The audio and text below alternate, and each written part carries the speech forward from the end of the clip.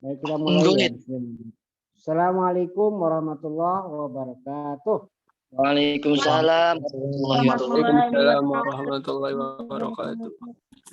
Bismillahirrahmanirrahim. Alhamdulillahirabbil alamin wa bihi nasta'inu ala umuri dunya waddin. Shalatu wassalamu ala asyrafil anbiya'i wal mursalin sayyidina wa maulana Muhammadin wa ala alihi wa sahbihi ajmain. Rabbi shrahli sadri wa yassirli amri wahlul 'uqdatam min lisani yafqahu qawli, amma ba'du. Baik, perkuliahan kita hari ini kita buka bersama-sama dengan membaca lafaz basmalah. Bismillahirrahmanirrahim. Baik. Kali ini kita akan masuk ke materi pertama ya untuk mata kuliah fikih munakahat. Allah. Tapi sebelumnya saya di sini ingin kenalan dulu ya. Sudah kemarin ya kenalannya ya? Belum, Pak. Hah? Belum. Sudah kayaknya ya. Sudah, Pak, sudah. Sudah Yang belum kemarin. berarti terlambat. Yang belum berarti terlambat kemarin itu. Oh. Nurudin ya, terlambat ini. Oke, Kayaknya baik. sudah. Ya. Coba ini sebelum kita mulai saya minta yang videonya tidak aktif diaktifkan. Tolong diaktifkan ya supaya kita bisa saling tahu masing-masing tentang keadaan masing-masing ya. Apa benar kalian siap mengikuti perkuliahan atau malah belum siap gitu. Ya sama seperti kita masuk ke kelas nih ya. Kita di kelas benar-benar sudah ready, sudah stay tune, sudah siap masuk ke kelas. Jadi kalau masuk kelas itu nggak boleh pakai kaos ya nggak boleh pakai kaos. Sudah pakai kemeja rapi kayak begini ya. Oke, baik. Ini masih ada yang belum mengaktifkan. Tolong diaktifkan ya, nanti saya tagih ini. Oke. Baik. Sekarang kita lihat RPS-nya ini. RPS fikih munakahat. Bentar, saya share dulu. Saya share RPS fikih munakahat. Ini dia, ya. Sudah kelihatan ya?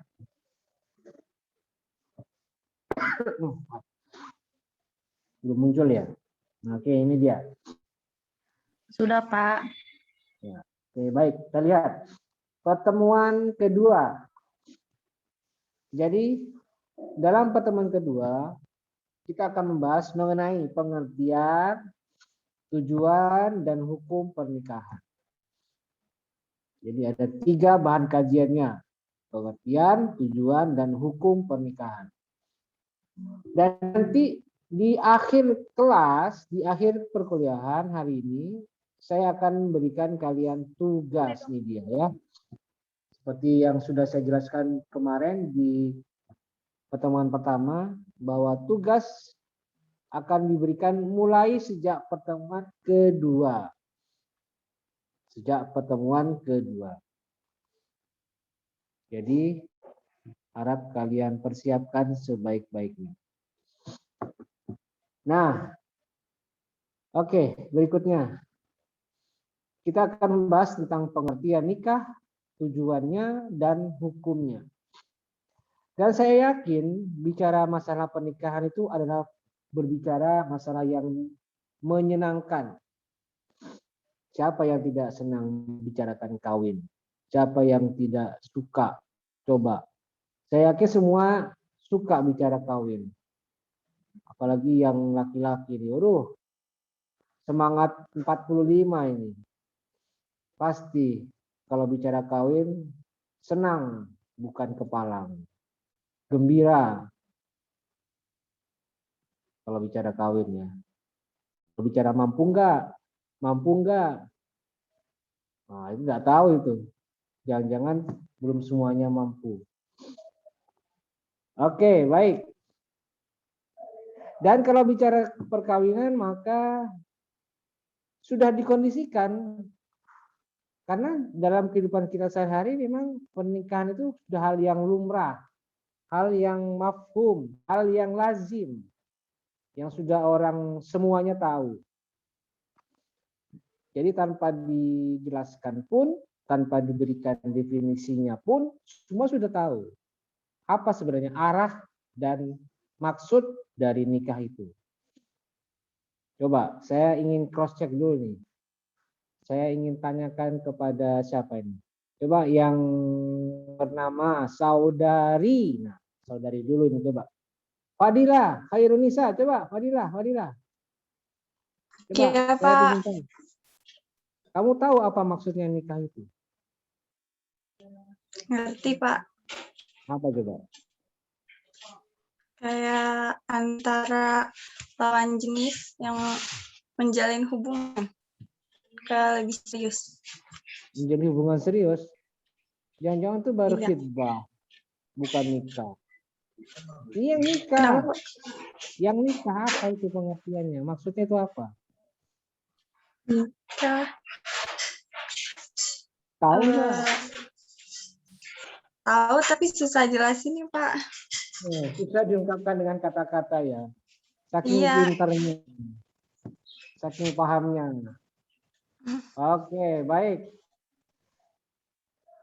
Coba satu lagi nih, saya mau tanya yang cowok nih, mana nih? Yang cowok. Kok banyak ceweknya ini? Oke, Gufron siapa ini? Gufron siapa ini? Oke, silakan Gufron. Ya Pak, ada Pak. Gufron Muzaki. Silakan. Coba maksudnya pernikahan itu apa, Gufron?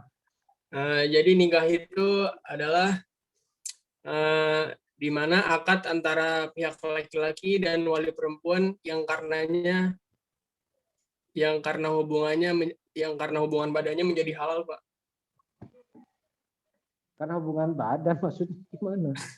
Yang karena hubungan badannya menjadi halal. Maksudnya gimana kok dibolak-balik?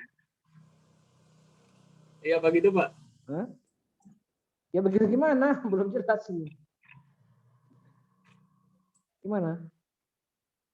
Terus pokoknya ngerti baiklah ya. Paham pokoknya Iya, kamu apa ya? itulah pokoknya mah. Yes. Itu baiklah. Oke, baik. Oke, langsung aja saya masuk ke modul saya. Coba saya share screen dulu. Modul ini dia. Udah kelihatan ya? Belum.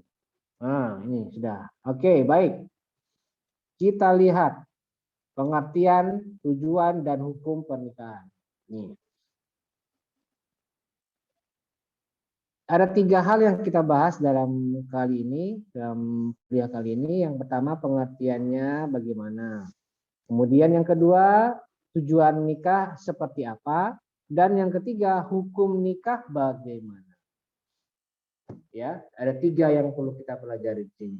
Cuman begini, nanti karena nanti saya juga akan berikan kalian tugas, maka mungkin tidak semuanya bisa saya sampaikan. Karena selebihnya, sisanya akan saya jadikan tugas.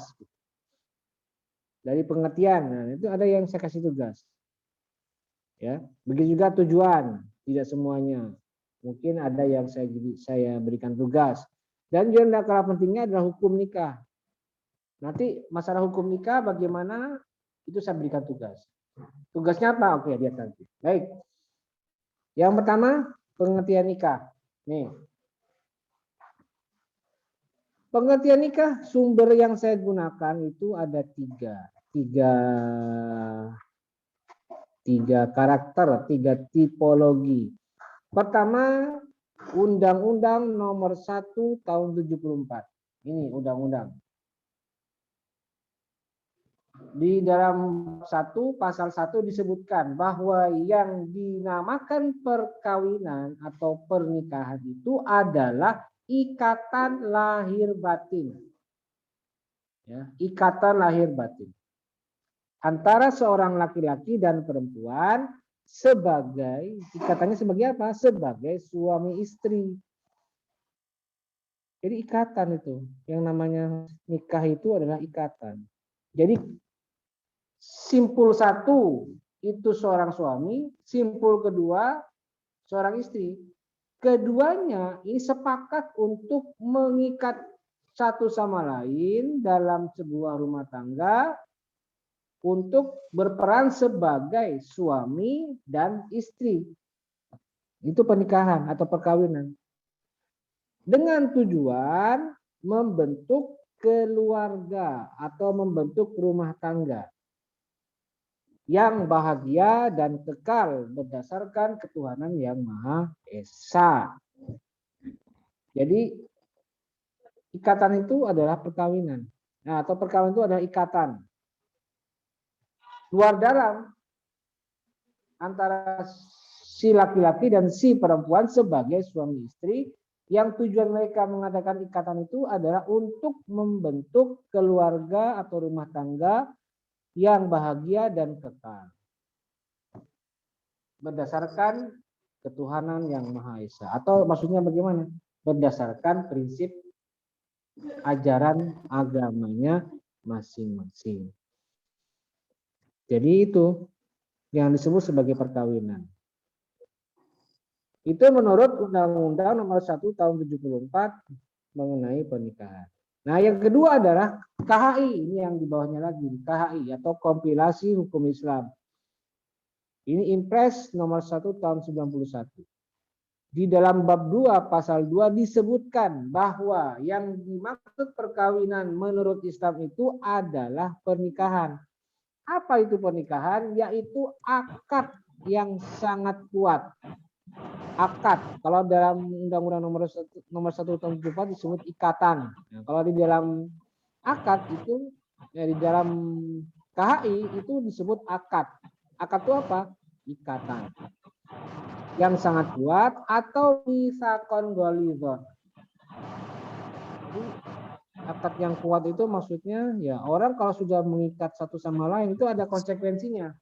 Meskipun penyampaiannya mudah, ringan.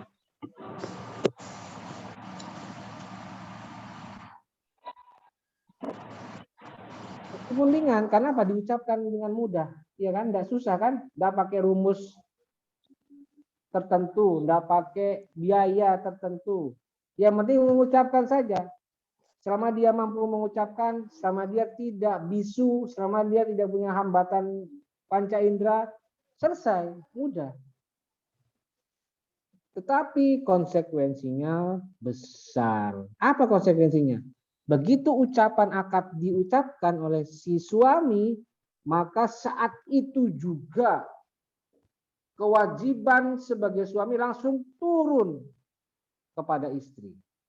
Jadi istri yang sejak kecil dirawat oleh orang tua sampai kemudian beranjak dewasa, bahkan sudah siap menikah. Nah, itu masih tanggung jawab orang tua. Tetapi begitu akad nikah diucapkan, maka saat itu juga tanggung jawab orang tua yang tadi mengasuh dia sejak kecil, kemudian pindah ke si laki-laki ini. Dan konsekuensinya tidak ringan, tidak mudah, tidak gampang.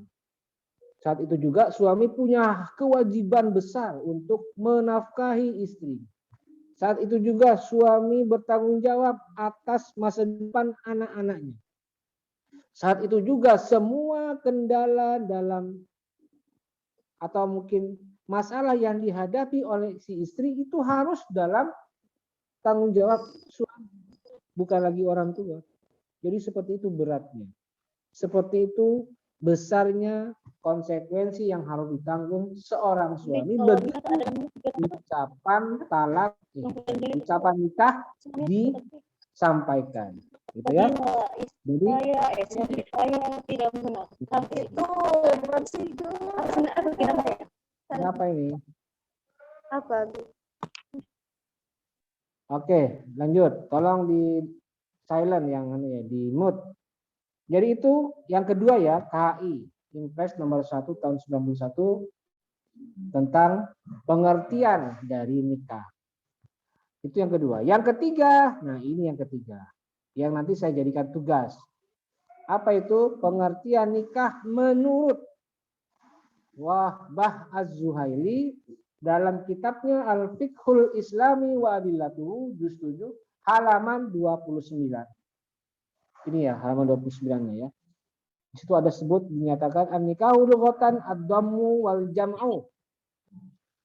Wa huwa fi syar'i aqdut tazwiji waz zawaju syar'an aqdun yatadammanu ibahatal istimta'i bil mar'ati bil wat'i wal mubasyarati wat taqbili wad dhammi wa ghairi dzalik. Itu pengertian nikah.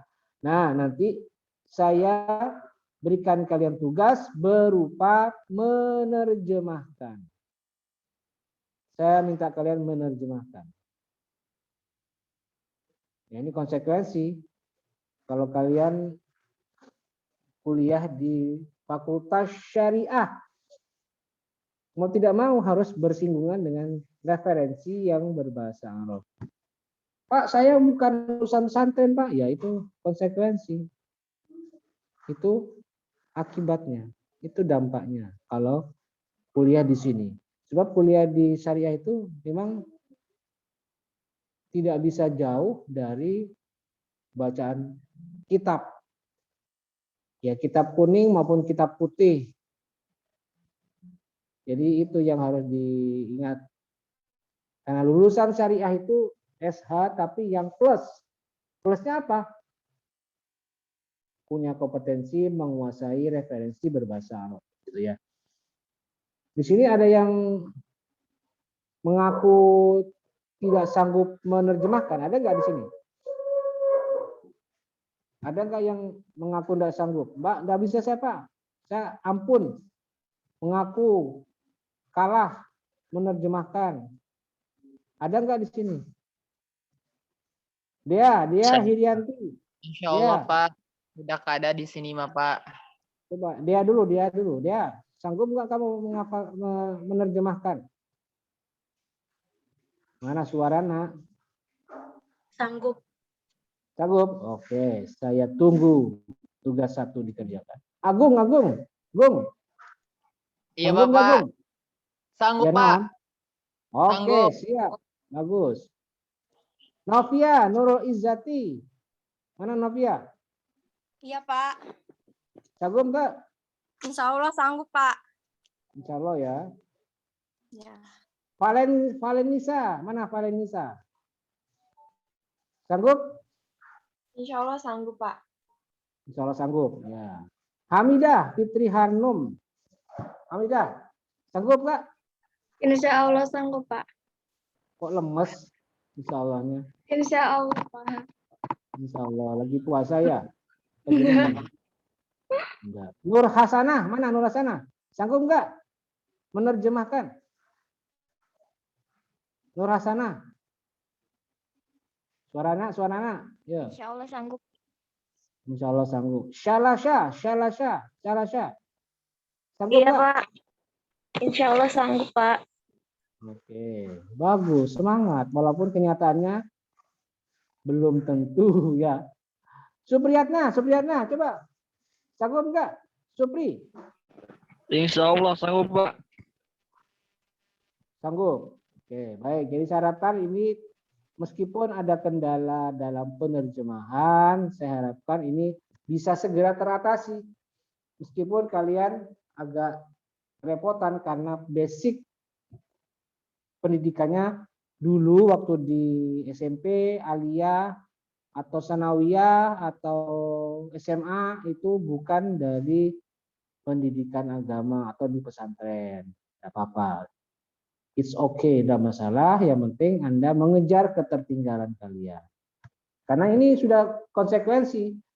Yang kuliah di UIN Sultan Maulana Hasanuddin Banten itu memang belajarnya begini-begini nih. Harus pakai referensi berbahasa Arab. Ya. Oke, baik. Itu yang ketiga ya, sumber yang ketiga. Dari kitab Wahbah Az-Zuhaili Al-Fiqhul Islami wa Adillatuhu halaman 29. Oke, baik. Itu yang pertama, pengertian nikah. Yang kedua adalah hukum tujuan nikah. Sumbernya dari sini saya ambil. Pertama dari KHI. Di dalam bab 2 pasal 3 disebutkan bahwa perkawinan bertujuan untuk mewujudkan kehidupan rumah tangga yang sakinah, mawaddah, dan rahmah. Itu tujuannya. Kalau di Undang-Undang Nomor 1 Tahun 74 gimana, Pak? Dari definisi kan tadi sudah dijelaskan, definisinya tadi ya, kita lihat. Nah, ini pengertian ini. Nah, ini. Perkawinan ialah ikatan lahir batin antara seorang pria dengan seorang wanita sebagai suami istri dengan tujuan. Tujuannya ini. Membentuk keluarga atau rumah tangga yang bahagia dan kekal berdasarkan ketuhanan yang Maha Esa. Itu tujuannya, membentuk keluarga yang bahagia dan kekal.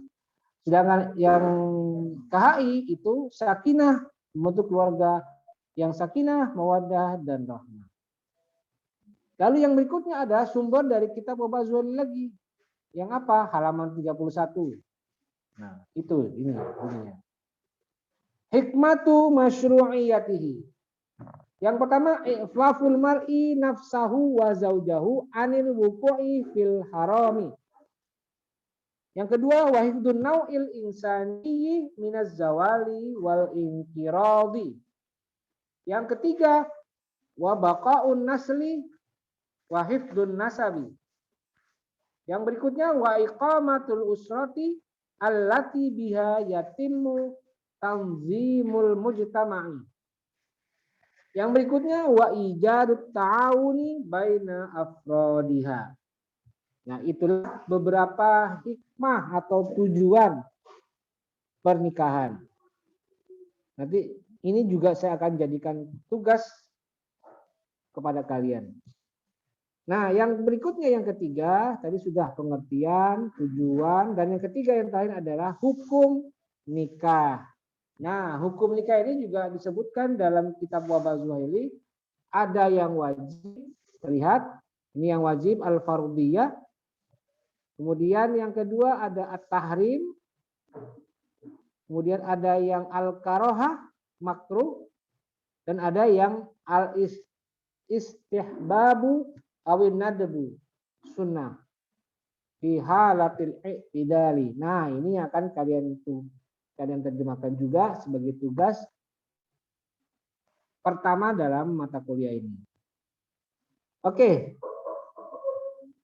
Ini materi penjelasan saya.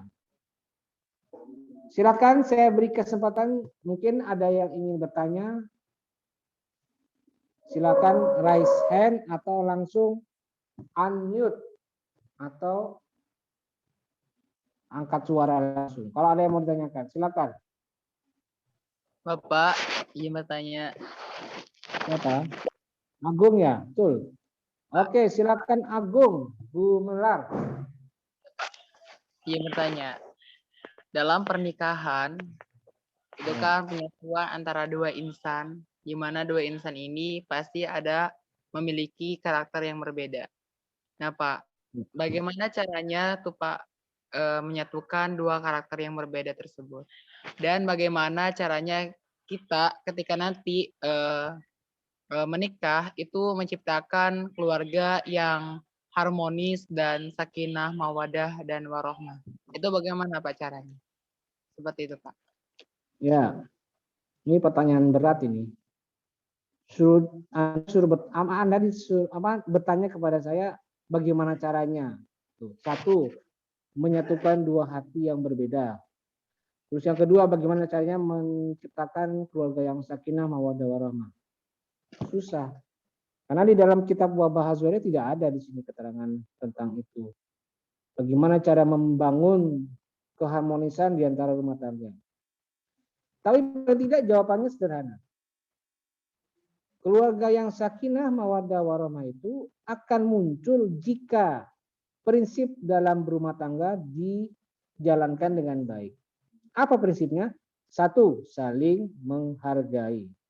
Antara suami dan istri saling menghargai. Suami menghargai peran istri. Istri juga sama, menghargai peran suami. Itu satu, saling menghargai. Kedua, jika terjadi perselisihan maka kedepankan tawasau bil haqqi wa tawasau bis sabr. Nasihat dalam kebenaran, saling menasihati dalam kebenaran dan saling menasihati dalam kesabaran. Jadi prinsipnya apa? Saling menasihati. Kalau ada perselisihan, ya kalau misalnya Agung punya istri, jangan kedepankan ego kamu sebagai suami. Ini saya suami, arijalu qawwamuna 'alan nisaa bima fadala. Pakai itu. Jangan itu yang kamu gunakan dulu. Gunakan bahwa kamu sebagai suami harus mendengarkan apa masalah istri, apa yang dihadapi oleh istri, apa kendala yang istri hadapi sehingga muncul perselisihan ini. Ayo kita bicara baik-baik. Itu saling menghargai, saling yang kedua saling menekan ego masing-masing ketika ada perselisihan. Jadi kalau sudah ada prinsip-prinsip seperti itu tadi, maka konflik yang muncul dalam rumah tangga itu cepat teratasi, mudah diambil jalan keluarnya. Karena apa? Karena pihak yang berkonflik itu sudah mau menyelesaikan masalah dengan kepala dingin, gitu ya. Saya tidak bicara dalilnya, saya tidak bicara isi kitab Wahbah Zuhali ini, tapi saya bicara atas prinsip yang saya pikirkan sendiri di sini. Jadi kalau bicara bagaimana dalilnya ya enggak ketemu. Kalau dalam Al-Qur'an kan kalau ada syikok misalnya, perselisihan di antara suami dan istri, maka kata ayat fab'atsu hakaman, kirimkan hakam. Siapa hakam? Juru damai. Baik dari pihak suami ataupun pihak istri. Yang bicara mereka bukan suami istrinya. Jadi itu Al-Qur'an ya. Jadi saya tidak bisa memberikan dalil lebih khusus lagi yang kamu tanyakan itu. Bagaimana caranya membangun pemahaman satu sama lain, gitu ya. Jelas ya Agung ya? Agung. Jelas Pak. Agung. Oke, baik. Silakan yang lain, masih ada enggak? Kalau enggak ada saya lanjutkan tugas. Bapak izin bertanya. Oh, silakan Septi Sulistiawati. Enggak, Saturan. Apa aja sih Pak syarat-syarat menikah dalam Islam itu? Makasih. Syarat menikah. Oke. Syarat menikah kan sudah nanti dijelaskan di RPS kan, bahwa nanti akan dibahas di pertemuan keberapa itu coba. Masih ingat enggak? Syarat pernikahan kan ada. Tuh, di pertemuan ke-9 nanti itu. Sabar Neng gelis. Mungkin Bapak cepet nikah. Kabur amat ya. Kabur amat. Masih lama ya. Kemana dia? Enggak aku. Di pertemuan ke-9 nanti nih syarat pernikahan. Engkau baik.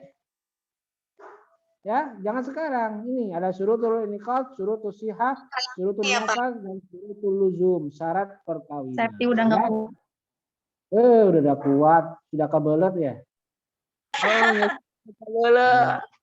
Kebelet Pak. Ya udah. Oke, yang lain ada nggak? Nggak ada. Baik, kalau tidak ada, akan saya jelaskan tugasnya. Nah, tugas untuk pertemuan pertama ini, pertemuan kedua ini adalah menerjemahkan. Ya, kita lihat di RPS-nya ini. Lihat. Kita lihat RPS-nya. Nah, ini dia ya, sudah muncul belum? Nah, ini. Tugas pertemuan pertemuan 2. Tugas pertemuan kedua. Pertemuan kedua ini ya. Tugas ke-1 pertemuan kedua. Ini ya. Nah, ini pertemuan kedua. Ada di RPS ya. Silakan kalian buka atau cukup lihat dulu ini. Dan tugasnya adalah menerjemahkan kitab Al-Fiqhul Islami wa Adillatuh juz 7 halaman 29 sampai 31 tentang pengertian nikah. Lalu yang kedua, menerjemahkan kitab Al-Fiqhul Islami wa Adillatuh juz 7 halaman 29 sampai 31 tentang hukum-hukum nikah. Dan satu yang kurang, menerjemahkan kitab Al-Fiqhul Islami wa Adillatuh halaman berapa saya lupa tentang tujuan nikah. Jadi ada 3 ya, 1 pengertian nikah, 2 tujuan nikah, dan 3 hukum nikah. Nanti silakan kalian cari seperti yang sudah saya tampilkan tadi di PowerPoint saya. Dan dibaca, baca dulu kitabnya, baca isinya. Ma makna hadhil kalimah. Terus setelah dibaca baru diterjemahkan. Nanti buka MS Word, kerjakan di MS Word. Nanti ada petunjuknya dari saya. Dan pada saat mengerjakan tugas, perhatikan ketentuannya. Jangan ditulis, jangan dikumpulkan di luar menu assignment. Ingat ya, saya hanya menerima tugas ini hanya melalui menu assignment. Seperti apa contohnya? Kayak begini, saya tampilkan ini. Saya ambil contohnya kelas SC yang tadi pagi sudah saya jelaskan. Nih, yang ini nih. Oke, ntar ya saya tampilkan. Saya tampilkan SC ini nih. Nah, ini dia ya, SC ya. Udah ya muncul ini belum? Nah, ini dia ini. Kelihatan ya? Ini postingan assignment tugas 1 terjemah. Nih, kita lihat.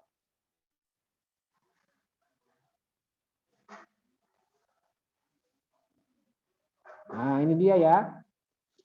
Tugasnya. Nah, ini dia. Instruksinya bagaimana nih? Ini ada kata-katanya.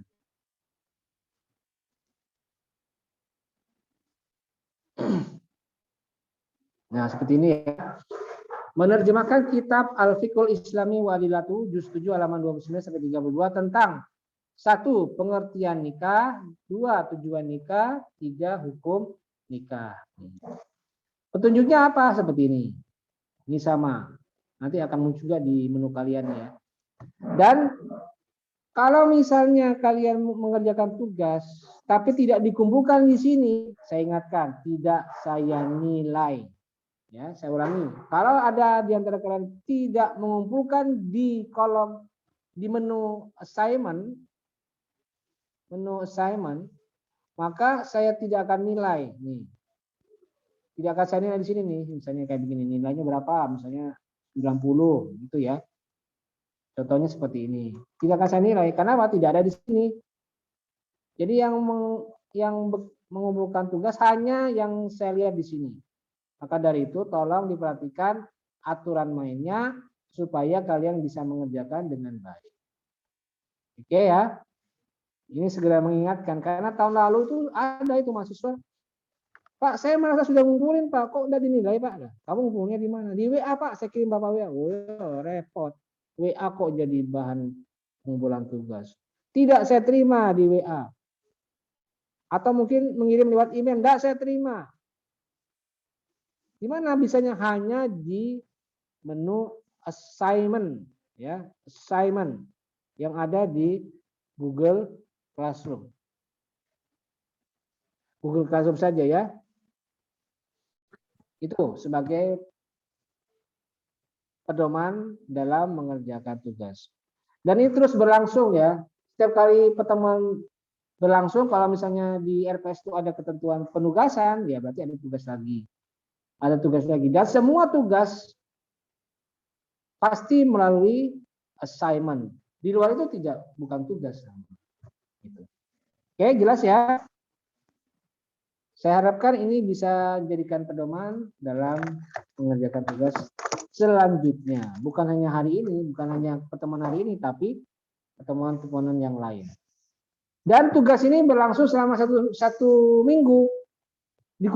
Saya buatkan hari ini, kumpulkannya nanti terakhir tanggal sekian. Dan diingat batas akhirnya, lihat baik-baik. Kalau ada petunjuk batas akhir pengumpulan tanggal sekian, jam sekian, ya itu batas akhirnya. Kalau misalnya dia mengumpulkan di luar itu, misalnya pengumpulannya hari ini untuk tugas hari ini terakhir tanggal 22 September misalnya. Berarti besok Senin hari Rabu tanggal 22 September sudah terakhir. Jam berapa? Jam 8 pagi. Nah, kalau misalnya ngumpulnya jam 9, jam 10 langsung ditolak. Jadi itu harus diperhatikan. Jangan sampai asal ngumpulin tapi tidak melihat jam dan waktu tanggal yang ditentukan. Baik, saya kira itu ya penjelasan saya mengenai tugas dan nanti akan segera saya share di Google Classroom. Jadi kalau ada di antara 35 mahasiswa yang hadir di sini yang tidak atau belum masuk ke Google Classroom, ya itu juga jadi masalah. Maka dari itu segera daftarkan diri Anda di Google Classroom. Kalau misalnya belum punya alamat email, segera diurus, ya, supaya segera bisa mengerjakan tugasnya.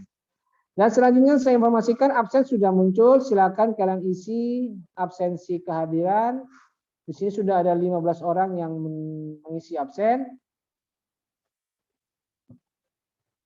Segera diisi bagi yang belum, supaya bisa saya rekap. Dan ingat batas akhir absen sampai jam 12.30. Nanti siang setengah 1. Segera. Kalau sudah melebihi itu, maka akan saya tutup dan saya tolak. Baik ya. Oke, saya kira cukup penjelasan saya pada pertemuan kali ini dan saya perlu akhiri karena tidak ada yang mau bertanya. Mungkin sudah jelas semuanya ya. Oke, baik. Dan mari kita tutup perkuliahan kita hari ini dengan bersama-sama membaca lafaz hamdalah. Alhamdulillahirabbil alamin. Baik, terima kasih atas perhatiannya. Mohon maaf jika ada kekurangannya. Wallahul muwaffiq ila aqwamit thoriq. Wassalamualaikum warahmatullahi wabarakatuh. Waalaikumsalam warahmatullahi wabarakatuh. Terima kasih Bapak. Ya, saya pamit. Saya tinggalkan ini. Nanti saya minta yang lain menjadi hostnya ini. Ahmad Nurdin menjadi hostnya ya. Oke, baik.